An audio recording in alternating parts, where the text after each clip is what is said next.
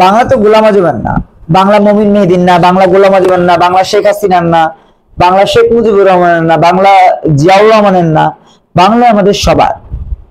এটা স্লোগান হওয়া উচিত ছিল, জনগণের বাংলায় অমুকের ঠাঁই নাই। জনগণের বাংলা এটা না বলে তারা কেন বলছে গোলাম আজমের বাংলা? কারণ তারা এটাকে একটা রূপ দিতে চাইছে। তারা বলতে চাইছে যে আগামীতে আমরাই ক্ষমতায় আসবো। এই যে আমরা ক্ষমতায় আসবো সেটার একটা ঢোল তারা পেটানোর চেষ্টা করছেন, কিন্তু তারা জানেন না ইতিহাস কখনোই এমন কাউকে ঠাঁই দেয় না যেই ব্যক্তি তার কাজে কর্মে কখনোই কোনো দেশের স্বাধীনতার সার্বভৌমত্বকে প্রশ্নবিদ্ধ করার চেষ্টা করেন, বাধাগ্রস্ত করার চেষ্টা করেন, সেই ব্যক্তির পক্ষে থাকে না। আজকে গোলাম আজমকে তারা সামনে নিয়ে আসলেও গোলাম আজম কিন্তু ইতিহাসে স্বীকৃত ধিকৃত ব্যক্তি। আজকে নিজামীর কথাও তারা বলেছে, নিজামীও কিন্তু ধিকৃত ব্যক্তি। আজকে যদি তারা কাদের সাহেবের কথা বলে, কাদের সাহেবও ধিকৃত ব্যক্তি। কেন? কারণ তাদের কর্মটা যেমন তেমন, দলীয় আদর্শটা হচ্ছে একটা ফ্যাক্টর। দলীয় আদর্শ কি? দলীয় আদর্শ হচ্ছে সেই মওদুদি ফিতনা, যে আবুল আলা মওদুদি আমরা রাসূল সাল্লাল্লাহু আলাইহি সাল্লামকে নিয়ে প্রশ্ন করেছিলেন, বিভ্রান্তি ছড়িয়েছিলেন।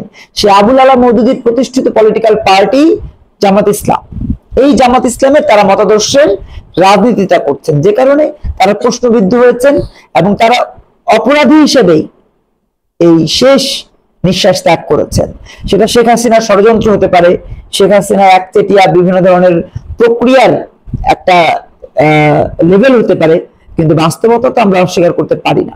তাহলে জামাত ইসলাম যেটা করতে চেয়েছে সেই চেষ্টাটাই একটা ব্যর্থ চেষ্টা। এবং মনে রাখতে হবে তাদেরকে, বিশেষ করে শফিকুল ইসলাম মাসুদ কিন্তু তখন এখানে ছিলেন। শফিকুল ইসলাম মাসুদ প্রথম উস্কে দিয়েছে যারা শিবিরের বাচ্চা কাচ্চা ছিল তাদেরকে, যে এইরকম একটা স্লোগান যদি তারা দিত। তো এই স্লোগান যে তারা দিয়েছে, এই স্লোগানের মধ্যে দিয়ে তারা আবারও প্রমাণ করেছে যে তারা সব সময় অন্যরা আন্দোলন করবে, সংগ্রাম করবে, যুদ্ধ করবে, জীবন দিবে, তারপর তারা উপর থেকে নামটা নিয়ে যাবে।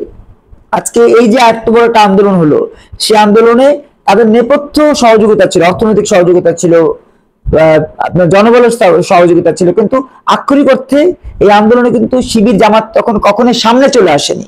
সামনে ছিল ছাত্র শক্তি বা বৈষম্য ছাত্র আন্দোলন বা অন্যান্য প্রক্রিয়াগুলো।